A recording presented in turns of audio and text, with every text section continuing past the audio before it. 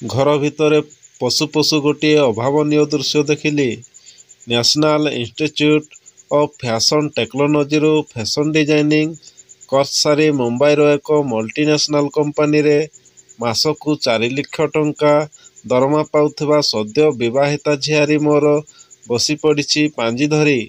ସଦ୍ୟ ବିବାହିତା କହିବାଟା ଅବଶ୍ୟ ଭୁଲ ହେବ, କାରଣ 8 ମାସ ହୋଇଗଲା ତା'ର ବାହାଘର। 8 ମାସ ପରେ ତା ସ୍ୱାମୀର ବିଦେଶରେ ଗୋଟିଏ କମ୍ପାନୀରେ ଚାକିରି ହୋଇଯିବାରୁ ସେ ବିଦେଶ ଚାଲିଗଲା। ସେ ତା'ର ଶାଶୁଘର ରାଜି ହେଲେନି ସିଏ ବମ୍ବେରେ ଏକା ରହି ଚାକିରି କରିବାକୁ। ଏଣୁ ଚାକିରି ଛାଡ଼ି ଆସିଛି। ସେ ତା ମୋ ଭାଇର ଝିଅ। କଟିକରେ ଗୋଟିଏ ଭାଇ ମୋର। ଆମେ 6 ଭଉଣୀ। ସମସ୍ତଙ୍କ ପଛରେ ଭାଇ ମୋର ଠିଆ ହୋଇଥାଏ ପାହାଡ଼ ଭଳି। ସୁବିଧା ଅସୁବିଧା କିଛି ବି ଆସିଲେ ଚିନ୍ତା ଲାଗେନି, କାରଣ ପଛରେ ଅଛି ମୋ ଭାଇ। ନନା ଆମର ନିଜ ସାଧ୍ୟ ମତେ 6 ଭଉଣୀଙ୍କୁ ବିବାହ ଦେଇଥିଲେ। ଧନର ପ୍ରାଚୁର୍ଯ୍ୟ ନଥିଲେ ବି ଅଭାବ ନଥିଲା କାହାର। ମନ ଚାହିଁ ଭାଉଜଟିଏ ମିଳିଥିଲା ଆମକୁ। ଭାଉଜ ପାଇଁ ଆମେ ଫ୍ୟାସନ୍ କ'ଣ ଜାଣିଲୁ। ସୀମିତ ଆୟ ଭିତରେ ବି ନିଜକୁ କେମିତି ସମକାଳୀନ ସ୍ରୋତରେ ସାମିଲ କରିହେବ, ସେହି କଳା ବେଶ୍ ଜଣାଥିଲା ମୋ ଭାଉଜକୁ। ଭାଇ ଭାଉଜ ଦୁହେଁ ପ୍ରଫେସର ଥିଲେ। ଶ୍ଵେତା ଏବଂ ପ୍ରୀତି 2 ଝିଅ ଏବଂ ଏକମାତ୍ର ପୁଅ ରୋହିତ। ଶ୍ଵେତା ପ୍ରତି ମୋ ଭାଇର ଆଟାଚମେଣ୍ଟ ଟିକେ ଅଧିକ। ତାହାର ମଧ୍ୟ କାରଣ ଅଛି। ରୋହିତ ଓ ପ୍ରୀତି ପରେ ସେମାନେ ତୃତୀୟ ସନ୍ତାନ ଚାହୁଁନଥିଲେ। ବିଶେଷ କରି ସୁମି ଭାଉଜ ତ ମୋଟେ ଚାହୁଁନଥିଲା। ଏଣୁ ମୋ ସହିତ ଯାଇଥିଲା ଗର୍ଭପାତ କରିବା ପାଇଁ। ଆମେ ଡକ୍ଟରଙ୍କୁ ଅପେକ୍ଷା କରିଥିଲୁ। ହଠାତ୍ ସଞ୍ଜୟ ପହଞ୍ଚି ଏକ ପ୍ରକାର ଜବରଦସ୍ତ ଆମକୁ ଫେରାଇ ଆଣିଲା ଘରକୁ। ଏବଂ ସେହି ଛୁଆଟି ଥିଲା ଶ୍ଵେତା। ଭାଉଜର ନିଜ ପ୍ରତି ଅବହେଳା ଯୋଗୁଁ ଶ୍ଵେତା ଛୁଆବେଳୁ ଖୁବ୍ ଦୁର୍ବଳ ଥିଲା। କିନ୍ତୁ ଭାଇ ଭାଉଜ ଯେମିତି ତପସ୍ୟା କରି ରତ୍ନଟିଏ ପାଇଥିଲେ। ପାଠଶାଠ ସବୁଥିରେ ଧୁରନ୍ଧର ଶ୍ଵେତା ଆମର। ପ୍ରୀତି ବାହାଘର ବେଳକୁ ସଞ୍ଜୟକୁ କିଛି ବି କଷ୍ଟ କରିବାକୁ ପଡ଼ିନଥିଲା। କିନ୍ତୁ ଶ୍ଵେତା ବେଳକୁ ଜତା ଘରି ହୋଇଯାଇଥିଲା ସମସ୍ତଙ୍କର। ପ୍ରୀତି ଚାକିରି ପାଇବା ପରେ ତା'ର ଓଡ଼ିଶାରେ ହିଁ ପୋଷ୍ଟିଂ ହୋଇଥିଲା। ପ୍ରସ୍ତାବ ବି ମନ ଲାଖି ମିଳିଗଲା। ଶାଶୁଘର ବି ବେଶ୍ ଭଲ ଥିଲେ। କିନ୍ତୁ ଶ୍ଵେତା ବେଳକୁ ଅନେକ ଖୋଜାଖୋଜି କରିବାକୁ ପଡ଼ିଲା। ସେ ଯାହା ହେଉ ହୋଇଗଲା ତା'ର ବାହାଘର। ଜ୍ୱାଇଁ ପିଲାଟି ବି ଗୋଟିଏ ମଲ୍ଟିନ୍ୟାସନାଲ କମ୍ପାନୀରେ ଥିଲେ, ଏବେ ଅବଶ୍ୟ ବିଦେଶରେ। କିନ୍ତୁ ଶ୍ଵେତାର ପାଞ୍ଜି ଦେଖିବା କାରଣଟି କ'ଣ ହୋଇଥାଇପାରେ? ହଠାତ୍ ମୋତେ ପଚାରିଲା ନାନୀ, ମାସନ୍ତଟା କେବେ ପଡ଼ୁଛି କୁହ ତ? 17 ତାରିଖରେ ପଡ଼ୁଛି। 17 ତାରିଖ ମାନେ ସୋମବାର। ଖୁସିରେ ନାଚି ଉଠିଲା ଶ୍ଵେତା। ତା' ମାନେ ଆହୁରି 7 ଦିନ ମୁଁ ରହିପାରିବି ଏଠି।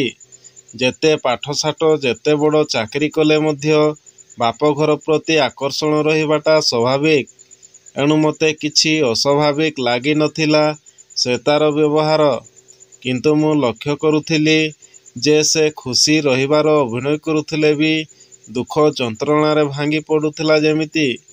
ନାନୀ ଦେଖ ତ, ମୁଁ ପାଞ୍ଜି ଦେଖିବା ଶିଖିଗଲିଣି। ଏଟା ତ ଭଲ କଥା। ପାଞ୍ଜି ଦେଖିବା ଦ୍ୱାରା ତୁ ବହୁତ ଜିନିଷ ଜାଣିପାରିବୁ। ଗ୍ରହ ନକ୍ଷତ୍ର ଚଳନ। ମୁଁ ଆହୁରି କିଛି କହି ଆସୁଥିଲି କିନ୍ତୁ ଶ୍ଵେତା ମଝିରେ ରୋକିଦେଲା। ହେତ୍ ମୁଁ ସେ ଗ୍ରହ ନକ୍ଷତ୍ର ଚଳନରୁ କ'ଣ କରିବି? ମୋର ଚଳନ କିଏ ଦେଖୁଛି? ମୁଁ ପୁଣି ଗ୍ରହ ନକ୍ଷତ୍ର ଛେନାଗୁଡ଼ ଚଳନ ଦେଖିବି? ଶ୍ଵେତାର କଥାବାର୍ତ୍ତା ସବୁବେଳେ ଏମିତି। ଅବିରାମ ଗତିରେ ପାଟି ତା'ର ଚାଲିଥିବ। ବୁଝିଲ ନାନୀ, ସେମାନଙ୍କ ସ୍ତରରେ ହିଁ ସେମାନଙ୍କୁ ଆଘାତ କରିବି। ସେମାନଙ୍କୁ କହିଲେ ସେ ତା'ର ଶାଶୁଘରକୁ ହିଁ ଇଙ୍ଗିତ କରୁଥିଲା। ଯୁଗ ଆସି କୋଉଠି ପହଞ୍ଚିଲାଣି। ଛାଡ଼ କ'ଣ କହିବି ଯେ ଆଉ। ଟିକେ ରୁହ ନାନୀ, ମୁଁ ଟିକେ କନଫର୍ମ କରିନିଏ ଷ୍ଟ୍ରାଇକ୍ଟା କେବେ ହେଉଛି। ଶ୍ଵେତା କାହାକୁ ଫୋନ୍ କରି ଷ୍ଟ୍ରାଇକ୍ ବିଷୟରେ ପଚାରୁଥିଲା। ମୁଁ ଅନ୍ୟ କାମରେ ବ୍ୟସ୍ତ ଥିଲି। ହଠାତ୍ ସିଏ କୁରୁଳି ଉଠିଲା। ତା' ବୋଉକୁ ଆଉ ମୋତେ ଧରି ପରସ୍ତେ ନାଚିଗଲା। ତା' ବାହାଘର ପରେ ପ୍ରଥମ ଥର ପାଇଁ ମୁଁ ତାକୁ ଏତେ ଖୁସି ହେବାର ଦେଖିଲି। ନାନୀ ପାଞ୍ଜି ଦେଖିଲ? ମୁଁ ଆସିଲି ଶୁକ୍ରବାର ଦିନ। ଶାଶୁ କହୁଥିଲେ ତା ପରଦିନ ଫେରିଯିବାକୁ। ଶନିବାରେ ତ ଯାଆନ୍ତିନି, ରବିବାର ସଂକ୍ରାନ୍ତି, ସୋମବାର ଦିନ ମାସନ୍ତ, ପୁଣି ମଙ୍ଗଳବାର ଦିନ ଘରୁ ଗୋଡ଼ କାଢ଼ନ୍ତିନି, ବୁଧବାର ଦିନ 6 ଦିନ। ମୁଁ କିଛି ନ କହି ଶୁଣୁଥାଏ। ତା ବୋଉ ହସ ଚାପିବାକୁ ଚେଷ୍ଟା କରୁଥାଏ। ଆରେ ହସୁଛ କ'ଣ? ଜାଣିନା? 6, 9, 13। କେବେ ନ ଯିବ ଘର? ଯଦି ଯିବ ଘର ତେବେ ହେବ ହରବର। ପୁଣି ଗୁରୁବାର ଦିନ ଯିବିନି। ଯଦି ଗୁରୁବାର ଦିନ ଶାଶୁ ଘରୁ ବାପ ଘରକୁ ଆସିପାରିବିନି, ତେବେ ବାପ ଘରୁ ଶାଶୁ ଘରକୁ ଯିବି କେମିତି? କିନ୍ତୁ ତୋତେ ତ 21 ତାରିଖ ଦିନ ଯିବାକୁ ପଡ଼ିବ। ସେଦିନ ତ ଆଉ କିଛି ବାହାନା କରିପାରିବୁନି। ମୁଁ ତାକୁ ଟିକେ ଚିଡ଼େଇବା ପାଇଁ କହିଲି। ଆହା, ସେଇ କଥା ତ ପଡ଼ିଛି। ସେଥିପାଇଁ ତ ମୁଁ ଗୀତାକୁ ଫୋନ୍ କରିଥିଲି କନଫର୍ମ ହେବା ପାଇଁ। 21 ତାରିଖ ଦିନ ବା ଓଡ଼ିଶା ବନ୍ଦ, ପୁଣି 22 ଶନିବାର, 23 ତାରିଖ ଅମାବାସ୍ୟା, 24 ତାରିଖ ପ୍ରତିପଦା, ପୁଣି 25 ମଙ୍ଗଳବାର, ଆଉ 26 ତାରିଖ 13 ଦିନ ହେଉଛି, 27 ତାରିଖ ତ ଗୁରୁବାର। ତେଣୁ ମୁଁ ଯଦି ଯିବି 28 ତାରିଖରେ ହିଁ ଯିବି। ଆଜି 17 ତାରିଖ, ଅନ୍ତତଃ ପକ୍ଷେ ଆଉ 10 ଦିନ ମୁଁ ଏଠି ରହିପାରିବି ତ? ଆଚ୍ଛା ନାନୀ, ଏ ଭିତରେ ଆଉ ଏକାଦଶୀ କି ଅମାବାସ୍ୟା ପଡ଼ିବନି? ମୋ ଶାଶୁ କହିଛନ୍ତି ପରା, ଏକାଦଶୀ, ଅମାବାସ୍ୟା, ମାସନ୍ତ ସଂକ୍ରାନ୍ତି, ମଙ୍ଗଳ, ଗୁରୁ, ଶନି, ପୁଣି 6 ଦିନ, 9 ଦିନ ଆଉ 13 ଦିନରେ ଘରୁ ଗୋଡ଼ କାଢ଼ନ୍ତିନି। ଆଉ ଚତୁର୍ଦ୍ଦଶୀ ଅମାବାସ୍ୟା କଥା ଭୁଲିଗଲୁ ଯେ? ତା ବୋଉ ହସି ହସି କହୁଥିଲା। ସେଇ କଥା ତ କହୁଛି। ଏସବୁ ତିଥିଗୁଡ଼ାକ ଯିବା ଦିନମାନଙ୍କରେ ମାନେ ରବିବାର, ସୋମବାର, ବୁଧବାର କିମ୍ବା ଶୁକ୍ରବାର ଦିନ ପଡ଼ିଲେ ହୁଅନ୍ତାନି? ଏବେ ଦେଖୁନା, ଶନିବାର ଦିନ 13 ଦିନ ହେଉଛି। ମୋର ଗୋଟାଏ ଦିନ ମାଡ଼ ଖାଇଲାନି। ମୋ ଆଖି ଲୁହ ଛଳ ଛଳ ହୋଇଗଲା। ସେ ଲୁହ ସଞ୍ଚରିଗଲା ସୁମି ଭାଉଜ ଆଖିକୁ। ଆରେ ତୁମେମାନେ କାନ୍ଦୁଛ କ'ଣ? ଜୀବନରେ ତ ଏମିତି କେତେ ଆସିବେ, ସମସ୍ୟା ବି ଆସିବ।